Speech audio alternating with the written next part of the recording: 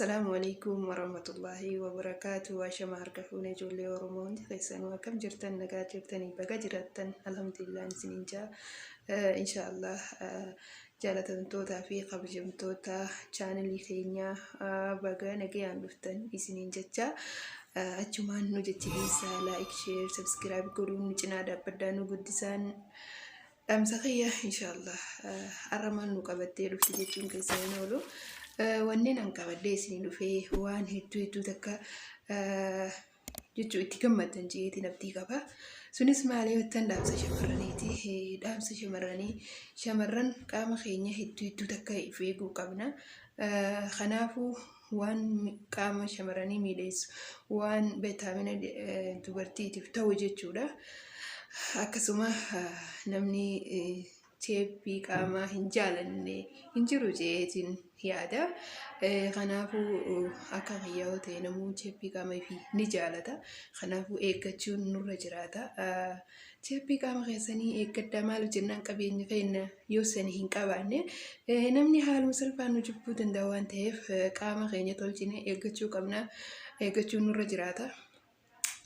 Sunis inshaallah yoo nuti itti tattaafannee halkanii guyyaa qaama keenya miidheessuuf dhaabbanne malee namni tokko hojii qofa qabateeti qaama fi irraanfata waan ta'eef kanaafuu inshaallah meeqa walumaan ni ilaallan isiniin jaa.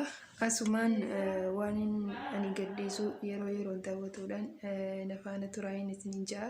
Inshaallah jalqabarra haga dhumatti yoo hordoftan wanni kun isiniif gala jeetii yaada. Maaliif jennaan waa xiqqishoo dhaggeeffattee yoo dhiiftee siif hin galu. Waan kana sirriidhaan jala deemtee hordofuu qabdan isin jaa. Waan hedduu bareedaati waan natti tolan isiniif fidee akkasanii inshaallah waan hedduu takka bareedaati alaa kulli akkasii inshaallah mee nafaana turaan afeerraa gooti inshaallah.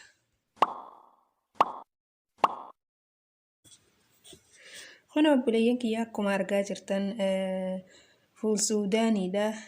Tokkoffaarratti fuul suudaaniidha. Lammaffaarratti muuza, sadaffaarratti aananii halib suudii jechuudha. Halib suudii birciqoo takka warri aananis beeytanis aanan birciqoo takka jechuudha. Itti aansee jibunkiiriidha. Jibunkiirii namni hin beekne jiru mana arabaa kana keessa guutuudha waan ta'eef akkasii kun aanan birciqoo takka itti naqattan jechuudha. Meetti naynaa. Itti naynee jirra kunoo aanan kun hedduu takka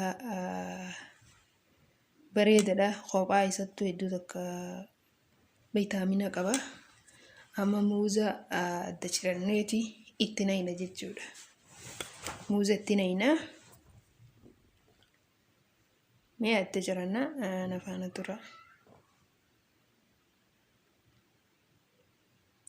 Haaluma kanaan quncee isaarraa baastanii quncee isaarraa baastan guutumaan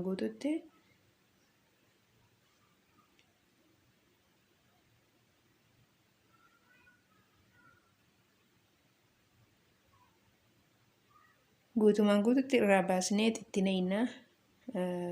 Waan kana jalqabarraa ilaa dhumatti yoo hordoftan akka gaariitti isinii gala jeetiin yaada. Namni gariin waa xiqqishoo dhaheetuma irra dhaheetuma waa xiqqishoo osoo hin galleef dhiisa.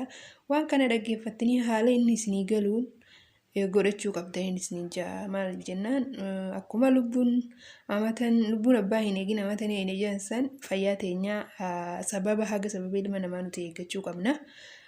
Haaluma kanaan kun irraa baaseetiin xumuree jira. Mee ittiin naqaatii ni ilaalla.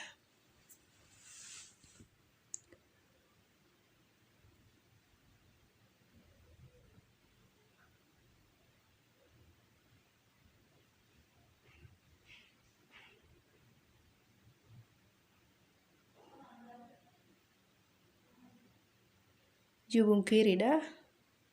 Kunoo jibunkiiriin akkuma argaa jirtan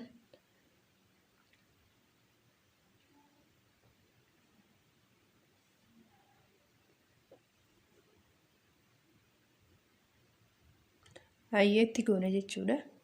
Maaliif jennaan jubunkiiriin kun mana arabaa keessa guutuudha. Itti goona.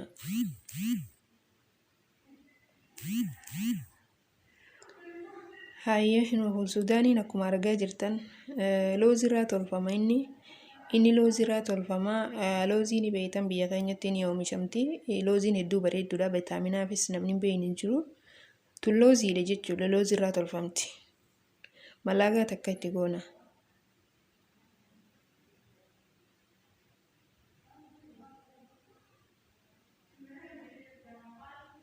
Akkuma argaa jirtan kun malaagaa takka itti goreetiin jira.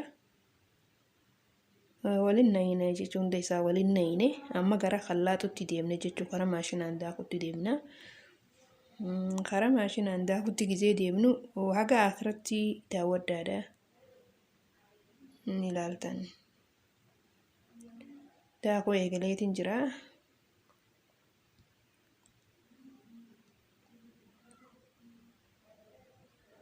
Hayyee kun akkuma argitaa jirtan hurraa'ee jira, daakamee jira, furdatee dhufa jechuudha.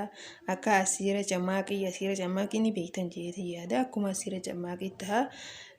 Xaa'amni isallee hedduu takka bareeda, hedduu takka mi'aawa. Kunoo ganamarraa birciqoo takka dhuynaan hedduu takka walitti bareedaadha jeetii yaada. Akkasumaan itti fayyadamaa haaluma kana itti fayyadamaan isiniin ja'a qophii keenya gara xumuraa deebinee jirra nagayaan naaf tura.